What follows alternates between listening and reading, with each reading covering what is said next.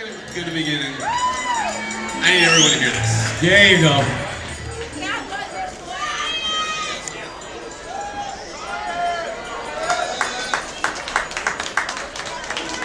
Hello, everyone. For those of you who don't know me, I'm Josh's brother, Brian. And once again, on behalf of the bride and the groom, the Butnicks and the Nearys, we'd like to welcome everyone and thank you for coming. You've done a great job. I must say, this has gone much better than the only other wedding I ever had a responsibility at. It was at the Halper Zimmelus wedding. I was the ring bearer. I was 5 or 6, it was my big debut. And apparently at that age, I was not trustworthy enough to actually hold the ring. So I was ring bearer minus ring. And walking down the aisle with me was our cousin, Emily. Emily is here, just got recently engaged to Nathan, so big congratulations to them as well. Nathan, you're next. Emily was the flower girl, though she actually got a prop.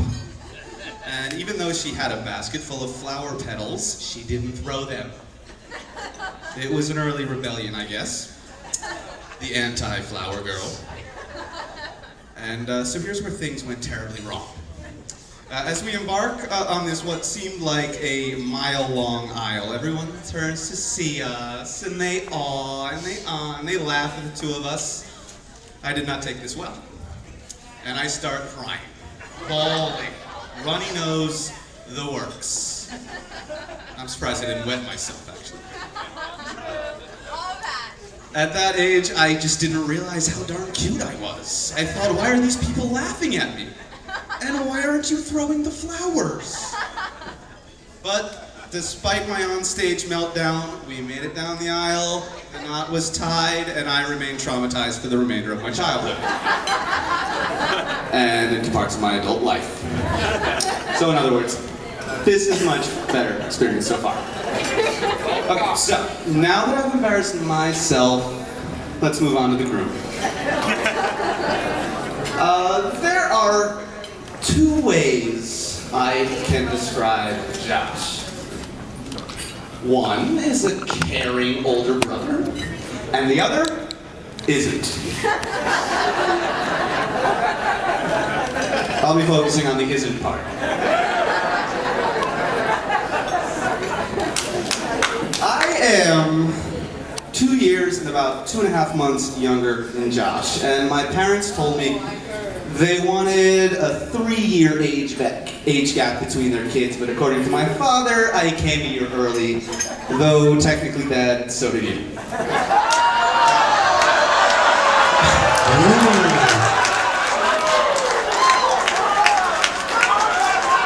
Everyone in the back will get that.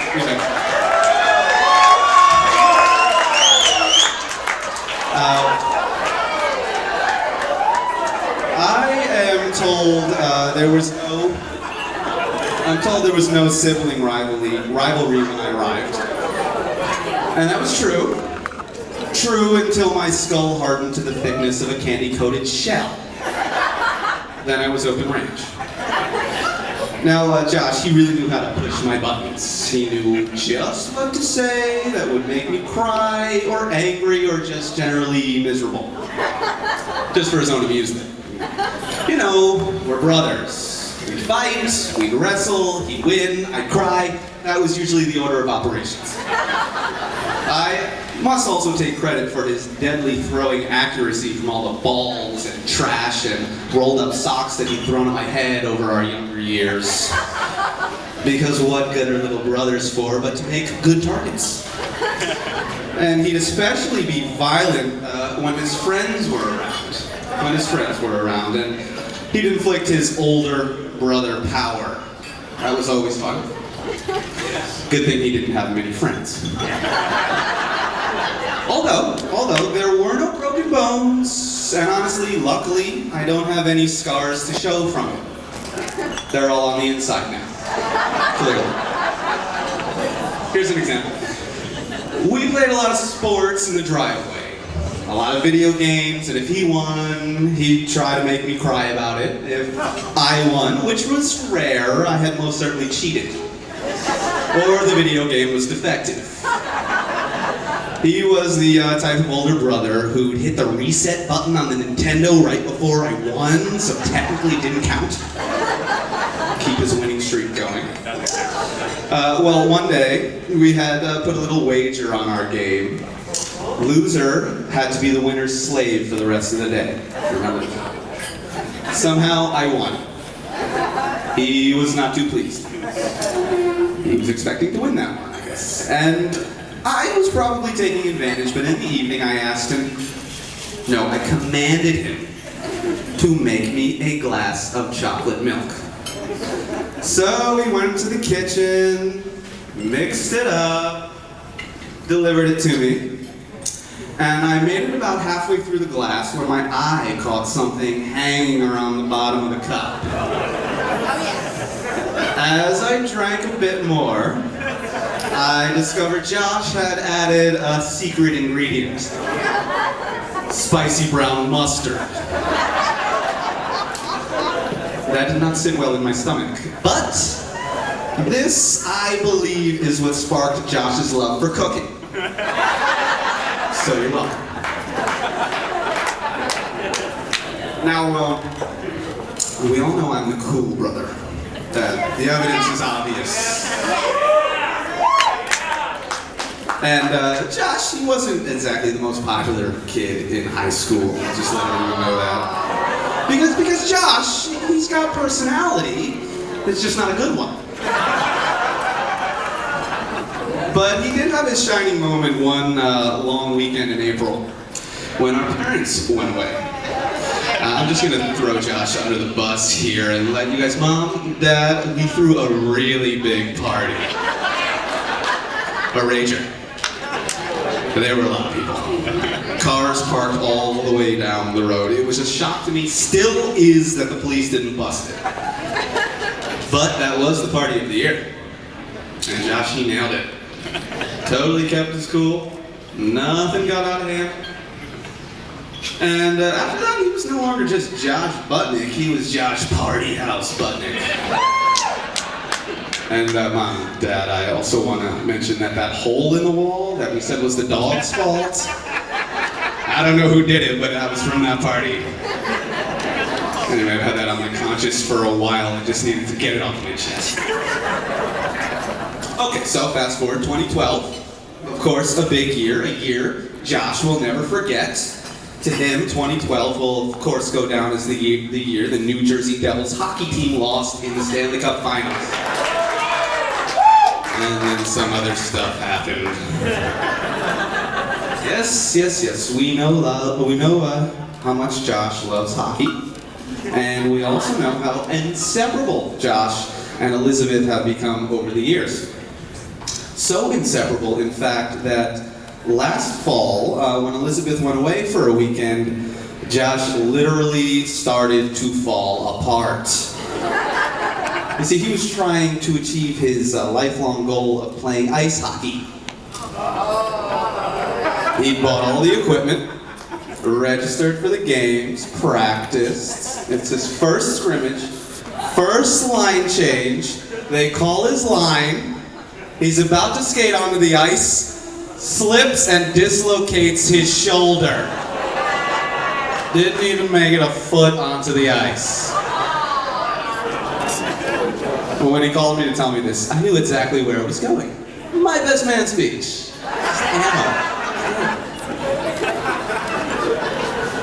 Okay, so we're really excited and happy that Elisabeth is joining the family.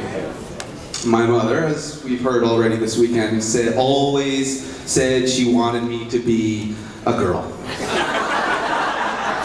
Sorry to disappoint.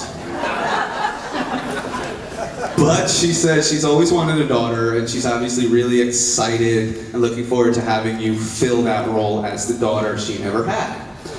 I know I am. Takes a lot of pressure off of me now.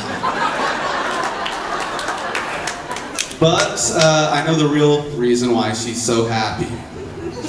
She's finally got another Scrabble opponent for life. So, Elizabeth, I wish you good luck. Last time I was at your apartment, I saw you had an official Scrabble dictionary. That's a start. Get studying. But let me give you a couple pieces of advice about beating Nancy. Defense. Defense, defense. Don't give her any of those double word scores, triple word scores. She'll take them. That is how she makes her living. And secondly, if she puts down a word you don't know and says it's a science word, just challenge it. Just challenge it. I think Judy Berlin might tell you the opposite, but you'll have like a 50-50 chance, and at least you'll know you're not messing around.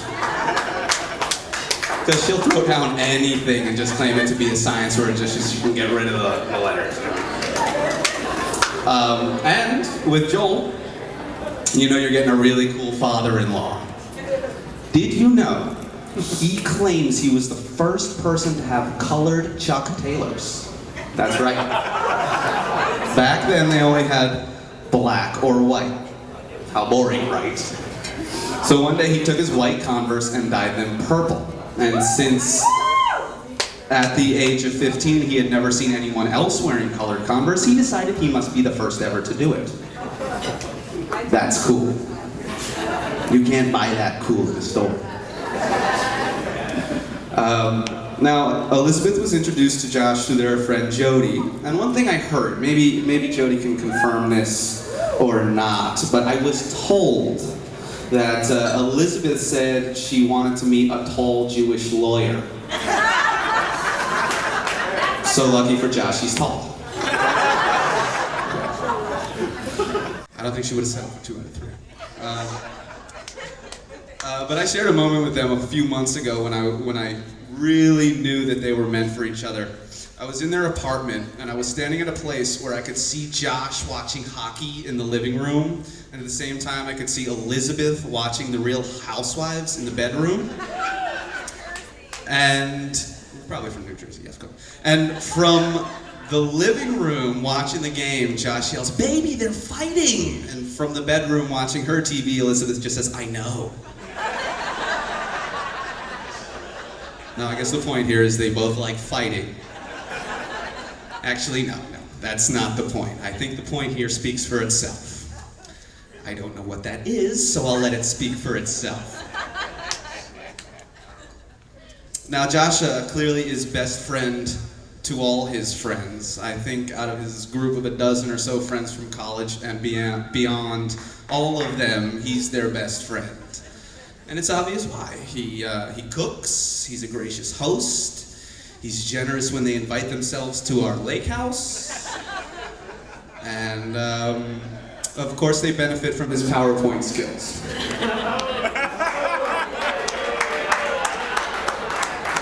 Only a few people in the room will get that, but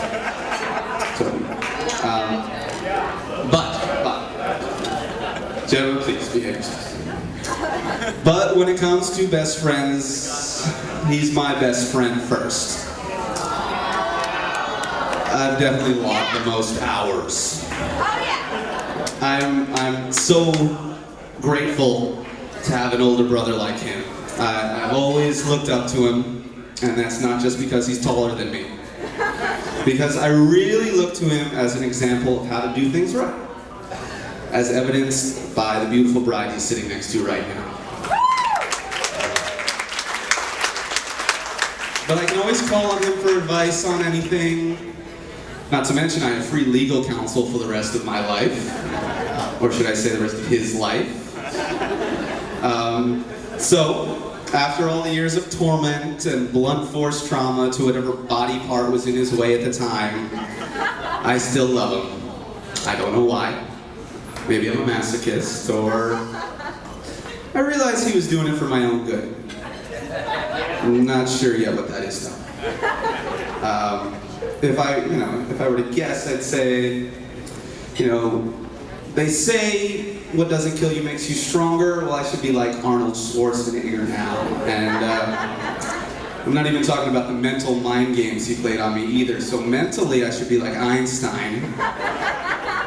But I still love him. Because without knowing, he's made me a better man. By torturing me, he's given me patience. By hitting me, he's given me a thicker skin. And by treating me the way he did, he's taught me how to deal with the a-holes of the world. And how to be the opposite of that.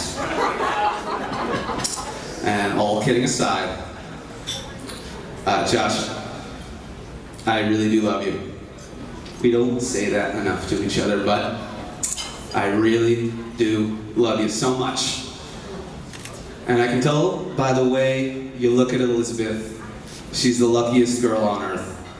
Just like I'm the luckiest brother on earth. So, let's raise our glass to the many years to come, the many miles you'll travel, and the love you'll share along the way. To Josh and Elisabeth.